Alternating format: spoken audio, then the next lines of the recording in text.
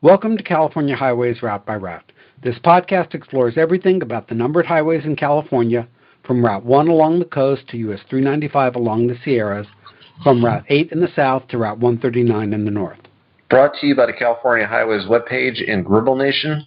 I'm Daniel Fagan. I do the California Highways webpage at www.cahighways.org. I'm Tom Fear. I'm one of 4 admins on GribbleNation.org. This is episode 2.12, Route 2, Hills and Mountains, Glendale and Angeles National Forest. In our last episode, so far this season, we've been exploring California highways route by route, focusing on Route 1 and Route 2. We've had 10 episodes on Route 1 and 1 on Route 2. Along the way, we've discussed the history within the various cities, the plans for the freeway routings, names used for the highway, plans and projects along the highway. We've also discussed other things related to Route 2, the second route in the state, and where Legislative Route 2 was located. Referring back to last season, this all built upon the background we built in pretty much season 1 of the podcast, where we discussed the history of the system, which serves to explain the eras of state highways and what we mean when we talk about legislative route numbers.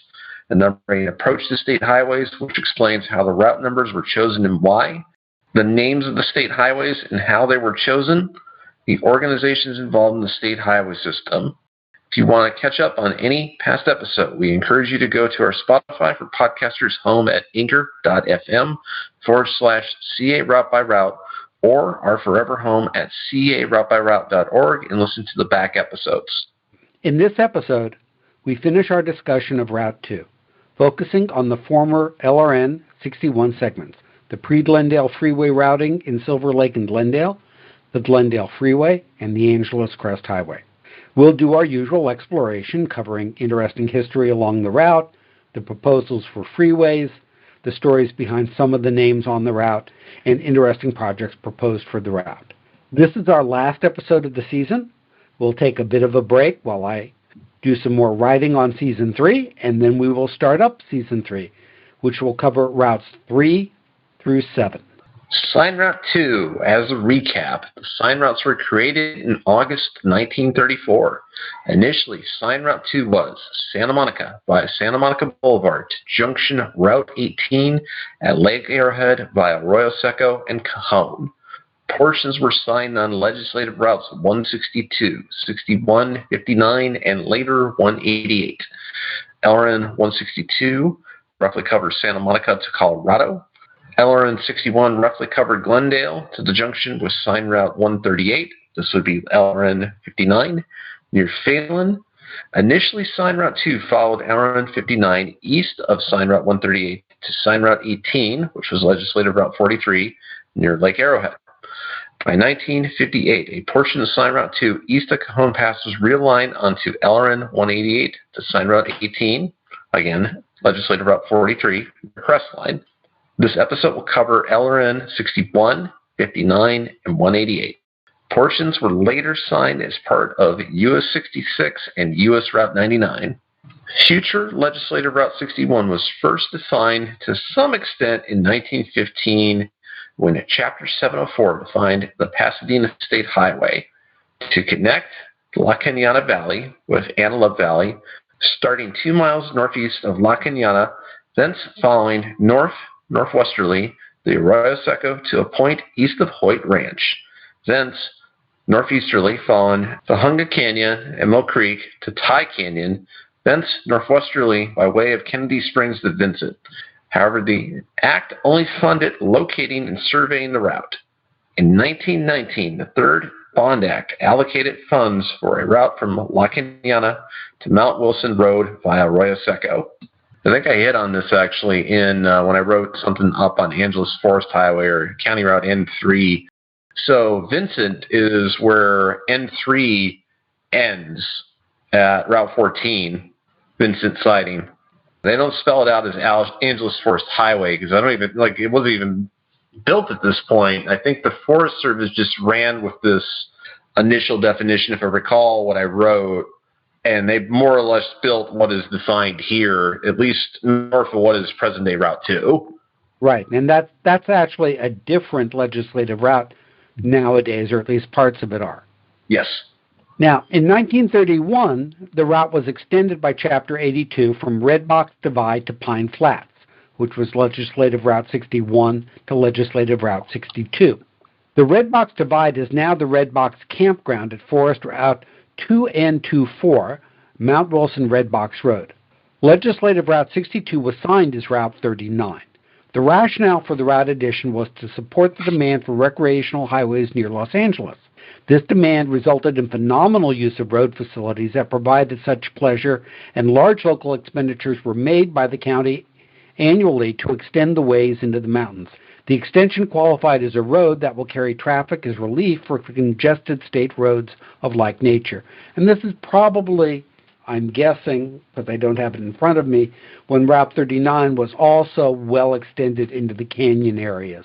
In 1933, it was extended further, with segments from San Fernando Road to Legislative Route 9 via Verdugo Road, and from Legislative Route 61 to Legislative Route 59 via Los Angeles County Park. Legislative Route 9 was signed Route 118. Legislative Route 59 is present-day Route 138, although it has been signed as an extension of Route 2. In 1935, the route was codified, in other words, put in legislation as Legislative Route 4, San Fernando Road, to Legislative Route 9 via Verdugo Road, Legislative Route 9 at La Cañada to Legislative Route 59 via Arroyo Seco, Red Box Divide, and Los Angeles County Park. In 1937, Chapter 841 changed at La Cañada to near La Cañada. Continuing, in 1957, Chapter 1911 combined two segments and simplified the definition to be LRN 162 near Avenue 36, so Route 2 slightly northeast of US 99, and Los Angeles to LRN 59. Again, this is signed Route 138 by Glendale and Wrightwood. Avenue 36 is roughly where Fletcher and Eagle Rock meet Verdugo Road. So now let's talk about LRN 59. The route that would become LRN 59 was first defined in the 1919 Third Bond Act as running from Lancaster to Bailey's. It was an east-west routing from near Gorman to north of Lancaster, and that should sound familiar. It's roughly what is Route 138. In 1931, LRN 59 was extended to Legislative Route 31 near Cajon Pass. Legislative Route 31 was US 91, US 66 at the time, roughly present-day I-15. In 1933, it was extended again from Legislative Route 31 near Cajon Pass to Legislative Route 43 via Lake Arrowhead. And if I remember correctly, that's like Waterman Canyon. In 1935, it was codified into the State Highway Code as Legislative Route 4 near Gorman to Bailey's, Bailey's to Legislative Route 23 near Lancaster. Legislative Route 23 is roughly Sierra Highway, US 6, Route 14. Legislative Route 23 near Lancaster to Legislative Route 31 near Cajon Pass. Legislative Route 31 near Cajon Pass to Legislative Route 43 via Lake Arrowhead. In 1957, Chapter 36 changed the description and combined the first three segments, making it much more simply Legislative Route 4 near Gorman to Legislative Route 31 near Cajon Pass.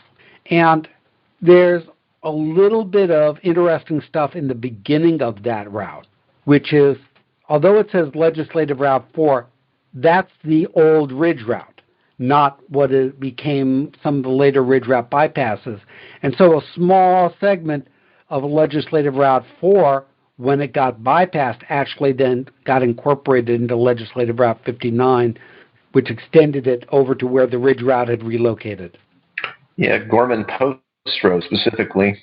Yeah, it took me a little bit of research to get that right in my pages, because it's a tricky thing where they move a road, but they don't change the definitions because it's all buried.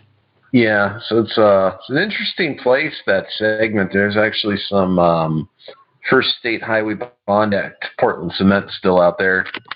Sign Route 2 initially followed LRN 59 from the eastern terminus of LRN 61 to Sign Route 18, Legislative Route 43 near Lake Arrowhead.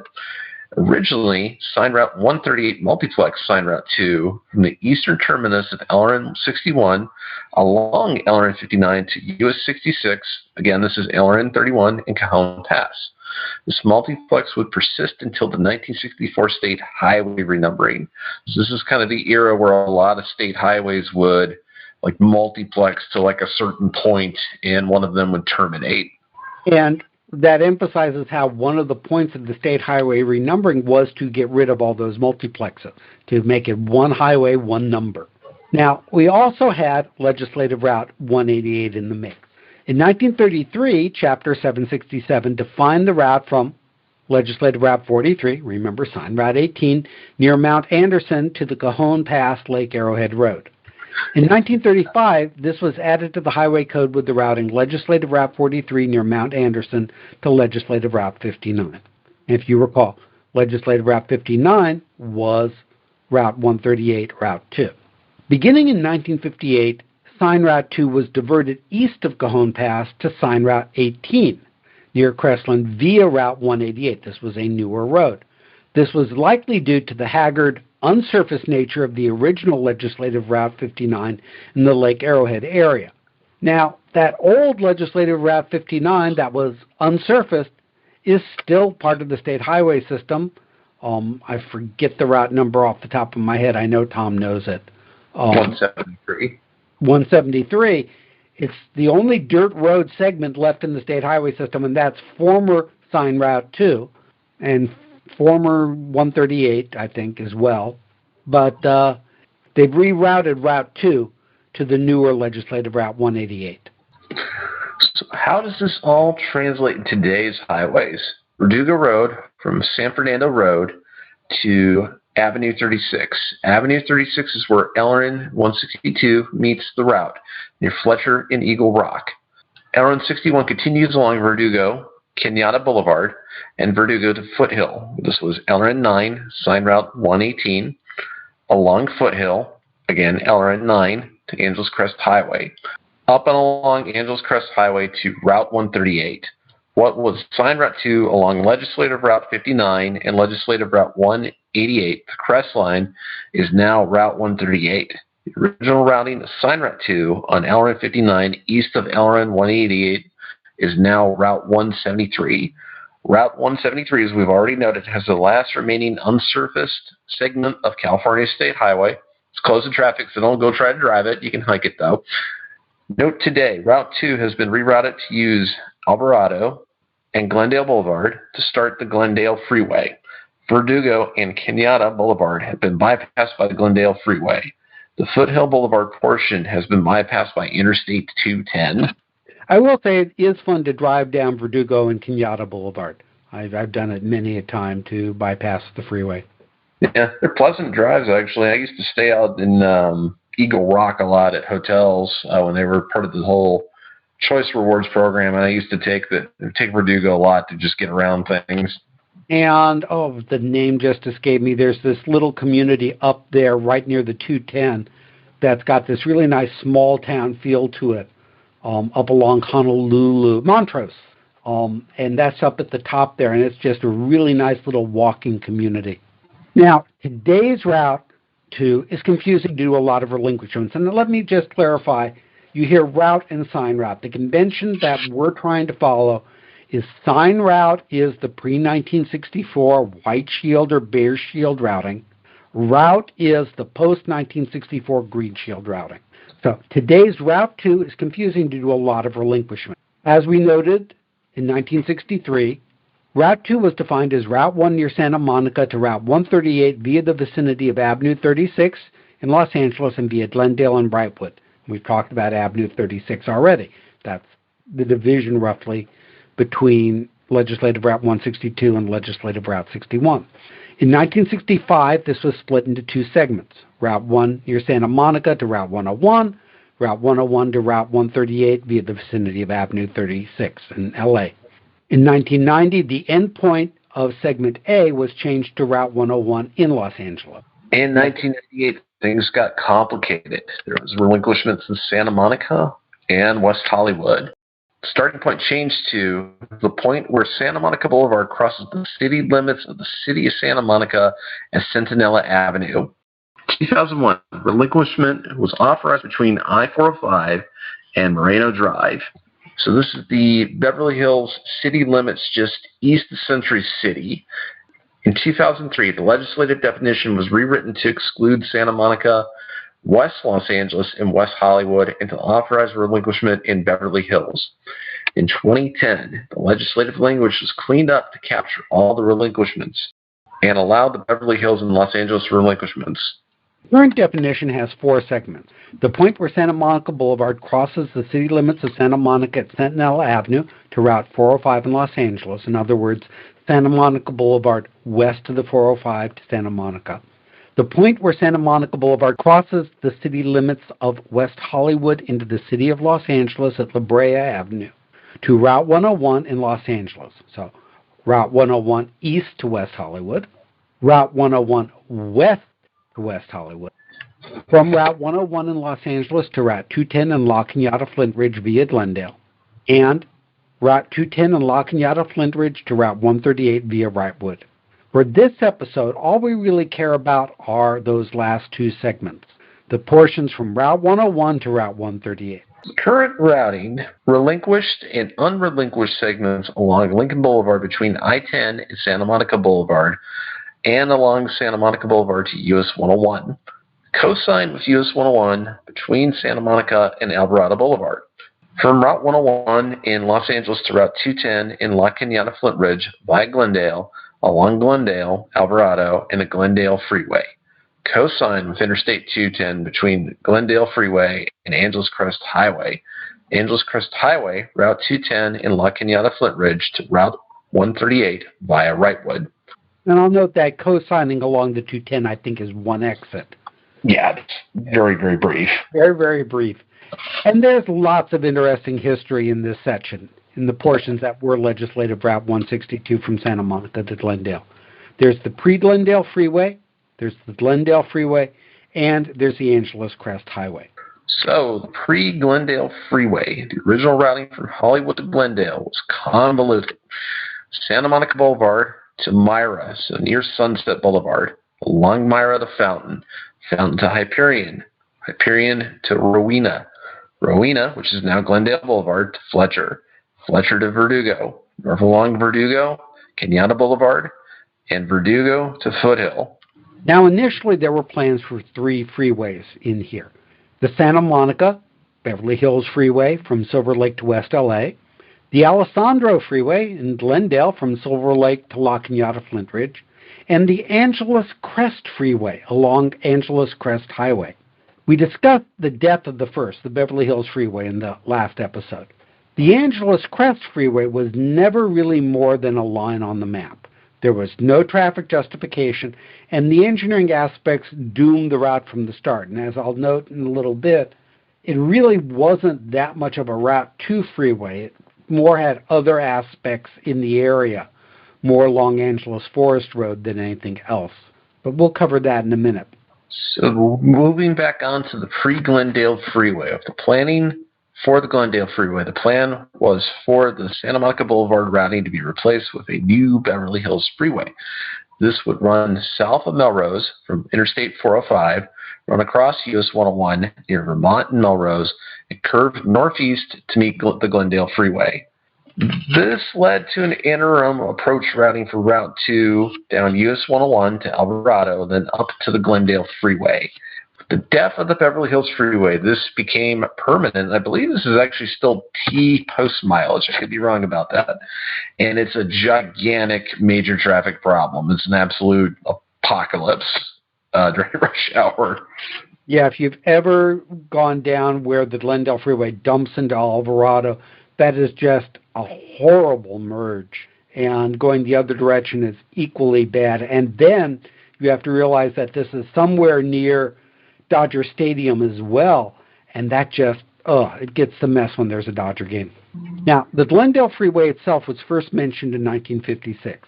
The first phase constructed was a 2.6-mile segment connecting from Avenue 36 near Eagle Rock Boulevard, south over the LA River to Glendale Boulevard. By 1959, Route 2 was on a new freeway route over the LA River, which replaced much of the Fletcher Drive portion. This portion was constructed as the Alessandro Freeway, paralleling the Ramona Parkway, that was over around near I-10. The primary purpose was to eliminate the grade crossings with the railroad tracks.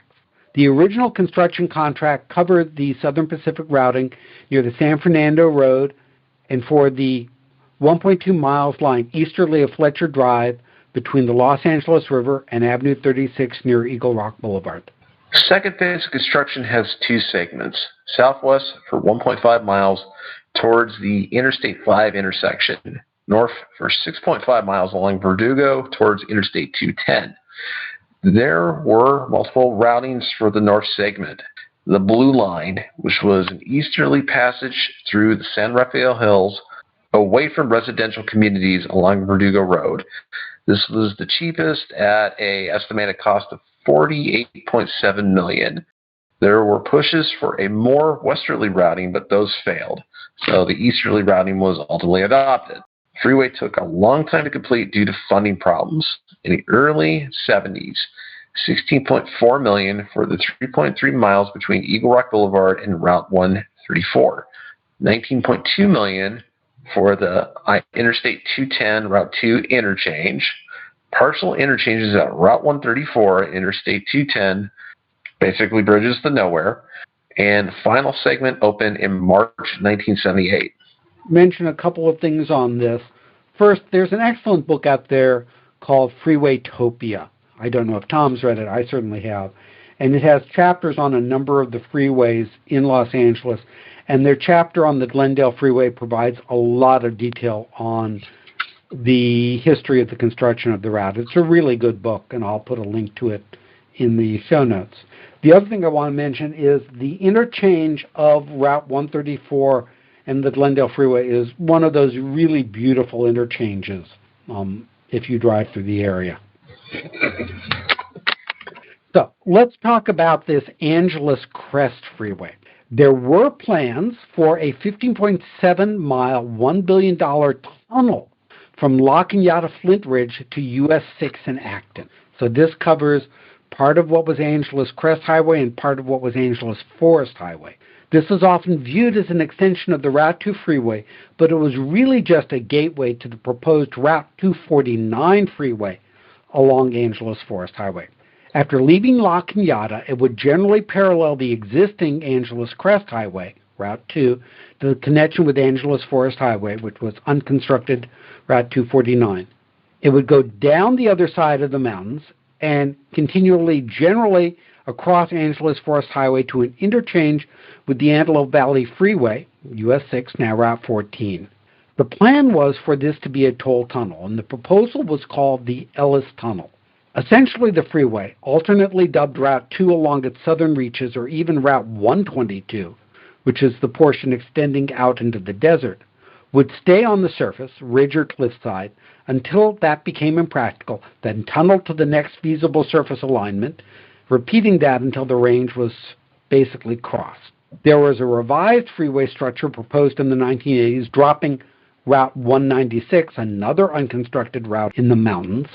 But these were never more than lines on a map. There has been no route adoptions, nothing more than some studies. And so if you look at some of the proposed maps of the area and of the time, you will see a freeway extending from Route 118 to connect to this. You'll see this freeway of Route 249. You'll see this proposed Route 122 freeway. You'll sometimes see Pear Blossom Highway between Route 14 and Route 138, labeled, I think it's typically the Route 122 freeway. These are all just lines on a map that people somehow think were real, but they were just someone saying, hey, let's build a freeway here. It looks good on a map, without realizing how hard it was to construct. You want to add anything to that, Tom? So I do have some of the drawings for the proposed Ellis Tunnel on my page related to Angeles Forest Highway. And even before 1970, I know everything was super ambitious back then. I just don't see it. Like, how the hell they were actually going to make that a real thing. So the interest of Angeles Forest Highway, this is someone who takes that route fairly regularly.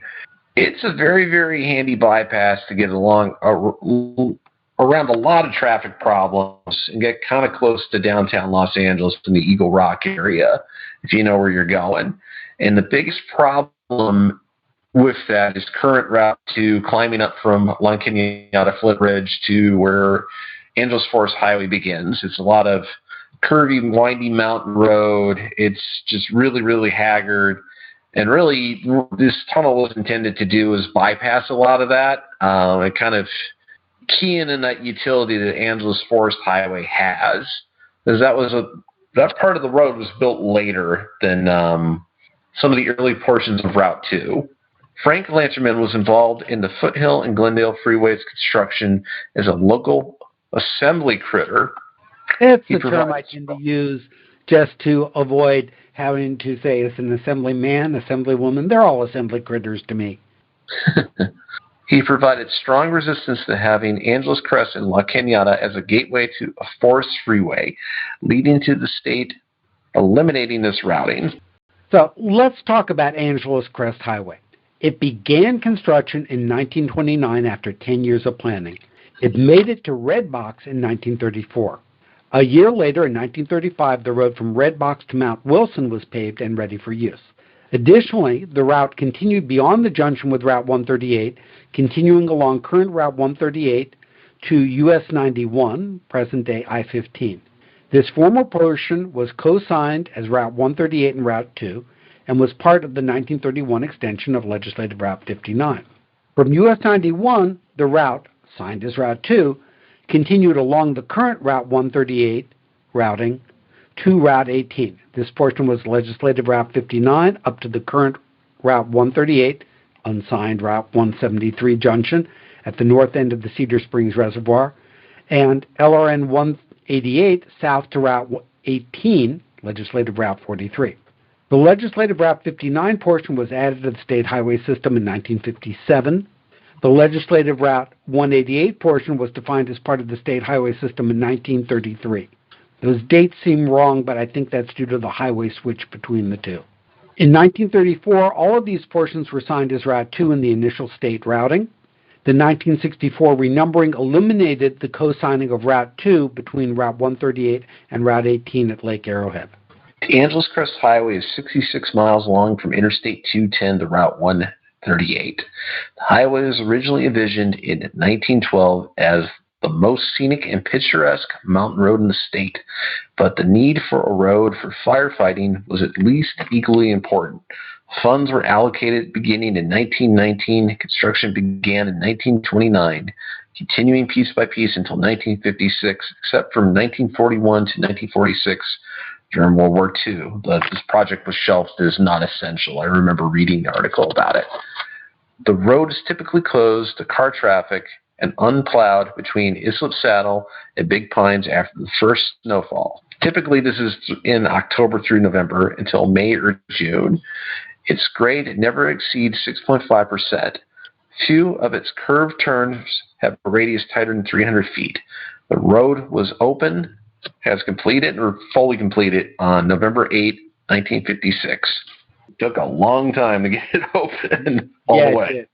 Especially when you consider construction began in 1929 and continued for 27 years under the direction of the California Department of Highways and the U.S. Bureau of Public Roads, neither of which exist under those names anymore. Now it's Caltrans and the Federal Highway Administration. During the Depression, homeless men performed much of the backbreaking work. Later, convicts from San Quentin and Chino took up the shovels and pickaxes and were even permitted to handle dynamite. Engineer J.B. Lippincott, who's a name you'll see all the time if you read all of this stuff, who surveyed the highway for the Auto Club of Southern California in 1919, and who previously surveyed the LA Aqueduct for William Mulholland, routed it high above the narrow winding canyons below. It sticks to the mountain slopes and surmounts ridge crests. Where nature failed to provide a way, workers created one, blasting road cuts into granite and erecting bridges over drainages. Some cuts are as deep as 240 feet. In the high country, near Islip Saddle, the highway tunnels twice through the mountains. It achieves its highest elevation, 7,901 feet, at Dawson Saddle. There are two highway tunnels measuring 680 and 470 feet in length. The Angeles Crest Highway, seen in the 1934 map, was meant to connect with the San Gabriel Canyon Road to create a scenic loop. That loop was eventually completed but was severed by a landslide in 1978. So let's explain that. If you know Route 39, you know there is a segment that has been closed by a landslide for forever, although they still constantly talk about reopening it. The notion here is that you would have had a scenic loop going up Angeles Crest, across the summits of the mountains, and then down San Gabriel Canyon Road.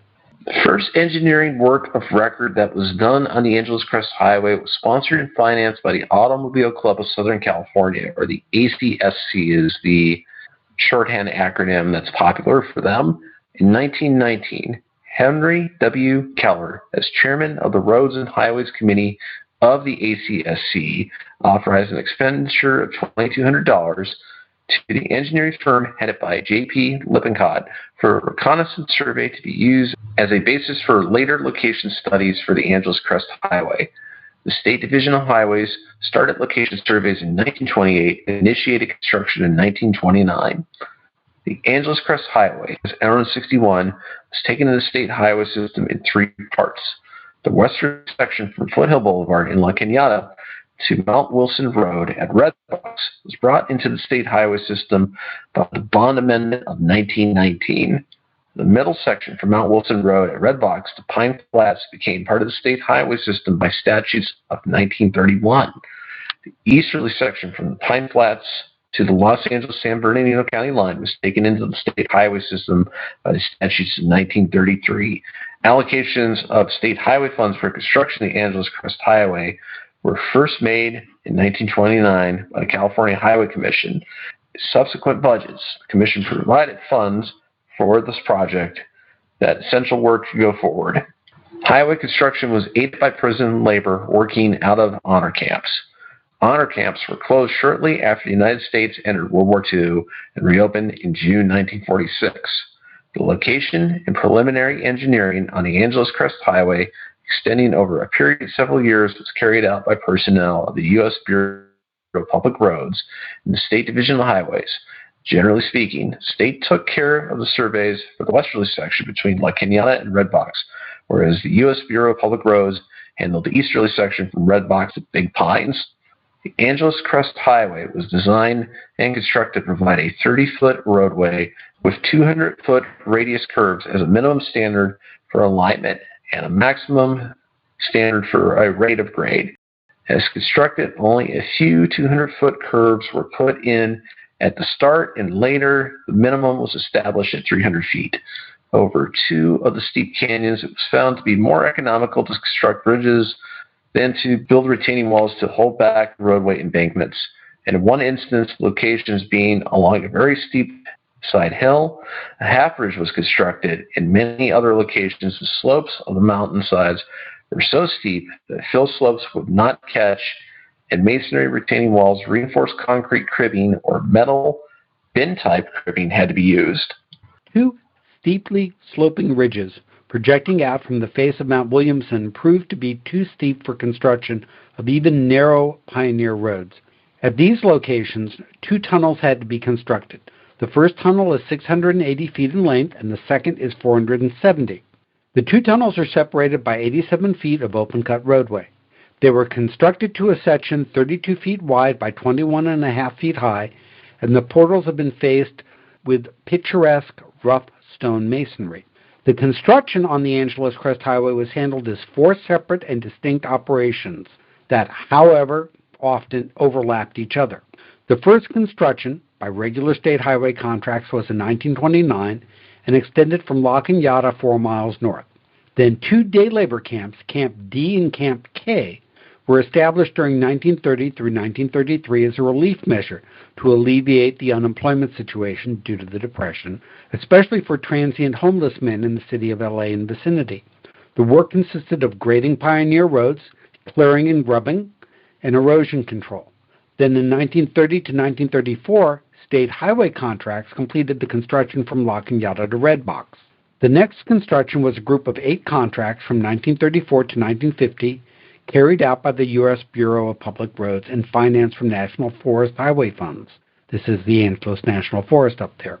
Simultaneously with this work being carried out by the U.S. Bureau of Public Roads, the State Division Highways, through day labor work orders financed from funds budgeted by the California Highway Commission, extending over the years from 1935 through 1956, excepting during the war years, carried out construction work utilizing honor camp labor. That's the history of the Angeles Crest Highway. As I said, a lot of work went into it. So, relinquishments. Yep, no relinquishments in this segment. Do you go silent, Tom? No. I just couldn't think of anything else to add to that. I don't know why anyone would even... I don't think Wrightwood's incorporated. Is La Cañada Flint Ridge incorporated? I'm not even sure about that. Well, I'm sure there have been some small relinquishments in this area, but there's been nothing major, no road turned back to the city, as opposed to, we had this bit of road on the side that we used for construction, and we finished construction and we turned it back in. Yeah. The usual minor relinquishments. What's funny is with La Cañada and Flint Ridge, they were 2 separate communities. So I believe that is incorporated. I'm thinking about that. Yeah, they are incorporated, as I recall. They have one of my favorite buildings there, Bolton Hall, which is really the Bolton Hall, because the guy was named Bolton Hall. Yeah.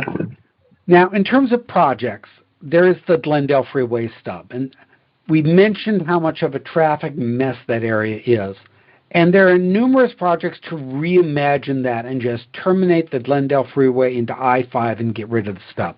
In January 2011, it was reported that the LA County Metropolitan Authority, in conjunction with Caltrans and LA DOT, had a project to improve traffic flow where the Route 2 freeway terminates at Glendale Boulevard.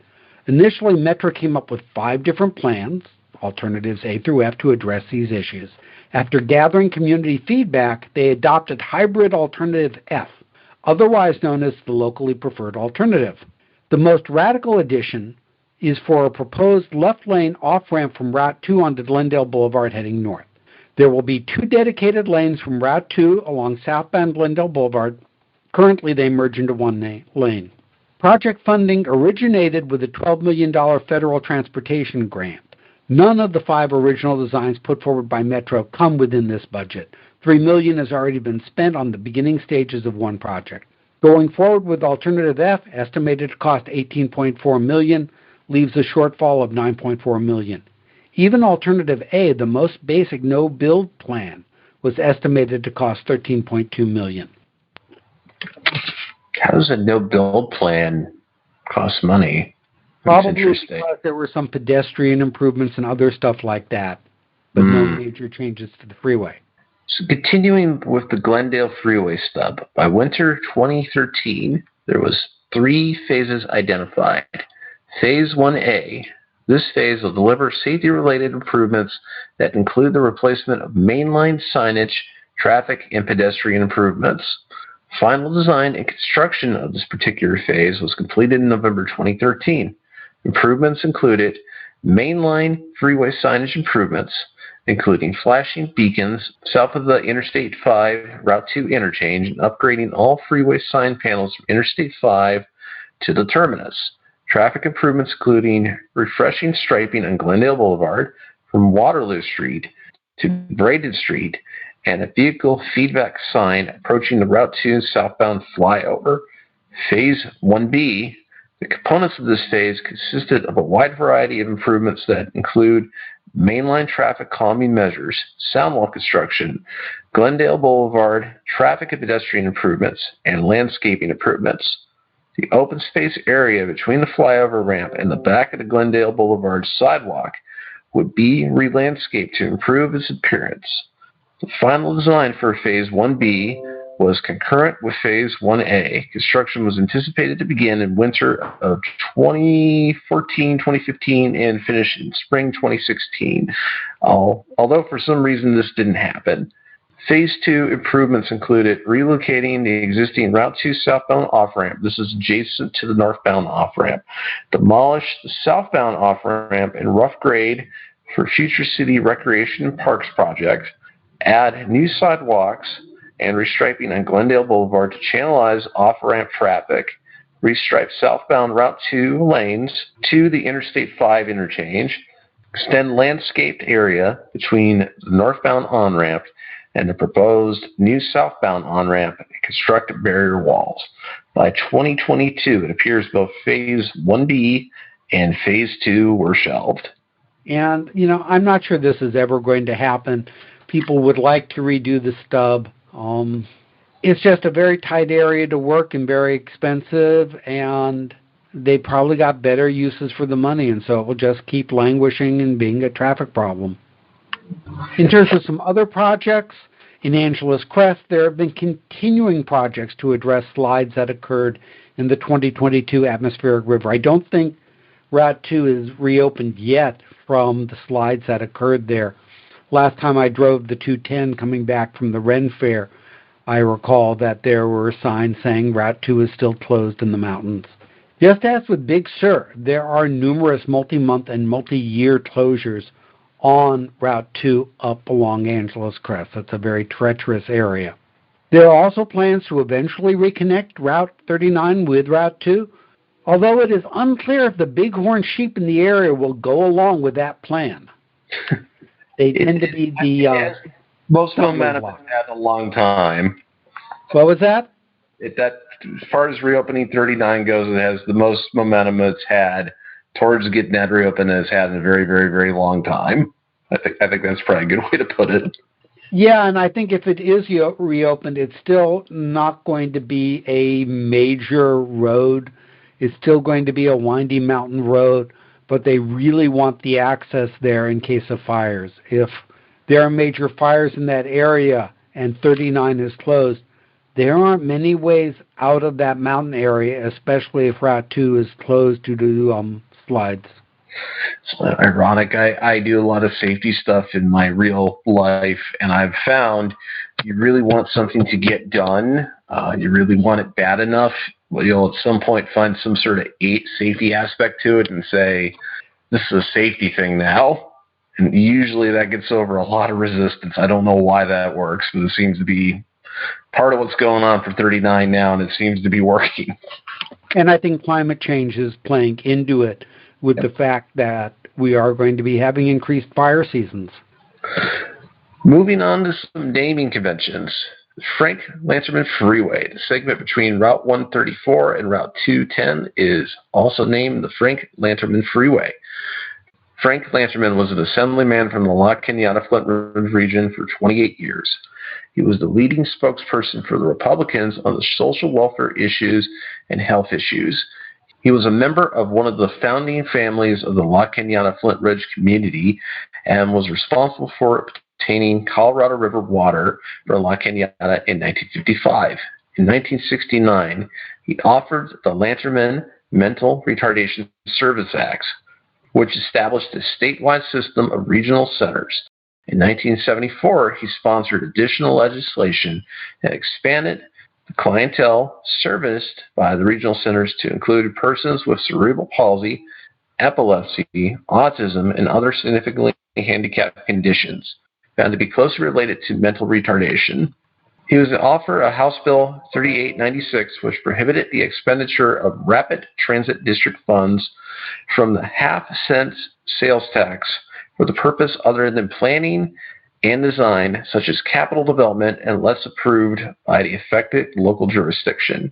Highway was named by Assembly Concurrent Resolution Number 131, Chapter 126 in 1978.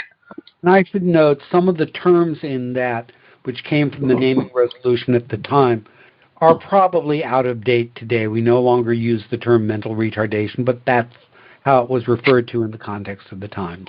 Now, there are a number of interesting names along Angeles Crest Highway itself. Switzer's Picnic Area at an elevation of 3,569 feet, post-mile LA 34.188, was named after Perry Switzer, a Pasadena carpenter who built a resort there in 1885. It was damaged by fire in 1905. The resort was rebuilt in 1911, only to be ruined by flood in 1938, and the remnants were demolished in the 1980s. Red Box, you've heard that name before, at an elevation of 4,623 feet, post mile LA 38.389, was named for the large red box that contained Forest Service fire tools as early as 1908. Upper Big Tahunga, which is an elevation of 4,614 feet, post mile LA 42.691, the term Tahunga is taken from the Native American language Tongva and means place of the old woman. The Gabrielino Tongva tribe was indigenous to the LA Basin, including the San Gabriel Mountains. Chilayo Campground at 5,298 feet, post mile LA 49,653, was historically used by Native Americans as a summer home. The origin of the name Chilao, Chilao, is unknown for certain, but there are many stories. One legend notes that it came from bandits who earned the name Chilia. Another tale attributes the name to Chilayo Silvas, a rancher known for lassoing bears, which sounds really stupid. Devil's Canyon, at an elevation of 5,303 feet, LA post mile 50.457, there's a lot of mystique around this location. One story describes how 4 young hunters ventured into the canyon but became confused and lost. 2 made it to Pine Flats 2 days later without food and weapons. The other 2 ended up at a hunter's camp in Bear Canyon several days later without food, guns, and clothing.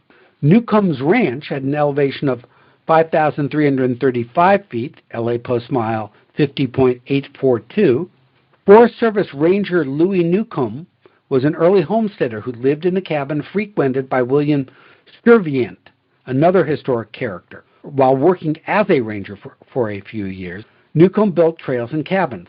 Griping that the Angeles Crest Highway ruined the area, Newcomb sold his property in 1929 to his cousin, Lynn Newcomb Sr.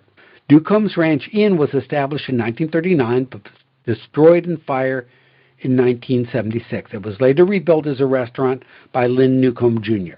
Dawson Saddle, we've heard that name before, which is at the highest elevation on the highway, 7,986 feet, LA post mile 69.446, was named for R.W. Dawson, who was an early miner from San Gabriel Canyon. He later operated Sycamore Camp in 1876, now called Colbrook Camp. So you know why they say saddle. It's not a reference to the horse saddle. A saddle is a point along a ridge between 2 peaks where the topography resembles the seat used by a horse rider. The Jarvie Memorial Vista at 6,783 feet, LA post mile 63.503, was named after Sir Mary Jarvie, supervisor of the Angeles National Forest, who died of a heart attack while hiking on the trail to Mount Waterman in 1958. Islip Saddle, at an elevation of 6,661 feet, LA 64.121, was named for George Islip, who ran Orchards Camp from 1850 to 1879. It's the historic trade route intersection of Route 2 and Route 39.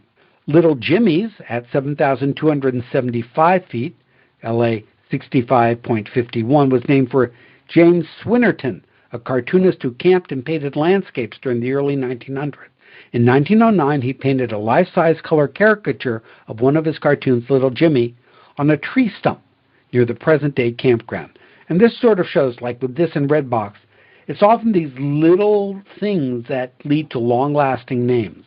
Vincent Gap, at 6,580 feet, LA 74.745, was named after Charles Tom Vincent, a local character known as a recluse, prospector, and hunter. He founded several mines in the forest and was known in the area for slaying a grizzly bear. There are many more unusual names along the roadway, not to mention nearby landmarks like Mount Disappointment, near Los Angeles Post Mile 38.387, so named because a USGS survey team believed it was the highest point in the forest in 1894, only to learn later that San Gabriel Peak, a half-mile east, was 167 feet higher. So we've completed Season 2. We're going to take a short break and we'll pick up with Season 3 where we'll cover Route 3 through Route 7. We hope to do some special episodes in the interseason period, so watch your feed. In particular, we hope to do episodes on tolling in California and auto trails. And that last one in particular for me is a lot of fun. I love researching auto trails. For more information, visit the pages on Route 2, Legislative Route 162, Legislative Route 61, Route 122, Route 196, Route 249, and Legislative Route 59 over on cahighways.org. Tom has, I want to say, 2 or 3 blogs in this area that we will link in, and there will be some additional links over on the show page. As always, information on this episode is available on our website, caroutebyroute.org, where you can leave us comments on this episode. This episode is also available on our anchor.fm home, anchor.fm/CA Route by Route. Join us as we continue to explore California highways route by route. And I'd like to encourage folks, as always, like, subscribe, tell your friends about the episode, favorite the episode, do whatever you can do to spread the word and help increase our listenership. This episode was written by Daniel Fagan and Tom Fear, edited and produced by Daniel Fagan. Our opening theme is I Like to Be by the Seaside by John H. Glover Kind. Episodes are recorded using freeconferencecall.com. This podcast is a product of California Highways at cahighways.org and Gribble Nation at gribblnation.org. And with that, some closing thoughts. Tom, what do you think of the Glendale Freeway and Angeles Crest Highway? So Glendale Freeway, I think it's kind of one of these underutilized and corridors that people could probably take advantage of if they're in very specific situations traveling through the Los Angeles area. I mentioned it a little bit earlier in this podcast that when I would stay in the Eagle Rock area that I would often use either Glendale Freeway or Verdugo. There's a lot of really quick ways kind of to get into downtown, and this might sound like a semi-controversial take, but I really don't see how much more utility, say at 710 been completed, that it would have provided over what Glendale Freeway provides right now. I think people tend to kind of focus too much on the Beverly Hills Freeway and the traffic jam just past I-5. But if you're using 2 to get to downtown, I think you're kind of hitting on the real utility with that. I can't tell you how many times Mr. Google Maps routes us from Northridge when we're going down to downtown for the theater to go and take the 210 and the Glendale Freeway to the 5 as opposed to trying to take I-5 or the 170 through Hollywood. It is many times the faster route. However, do not believe Mr. Google when he tells you to take the surface streets right around Dodger Stadium. Do not believe that. Stay on the freeway. It's better. Very often we'll route you down in front of the stadium and then over to Sunset. No, that is just a bad idea. Regarding Angeles Crest Highway, I think for Los Angeles, the metro area, this tends to be kind of like the iconic mountain highway. And I always thought that was really, really interesting.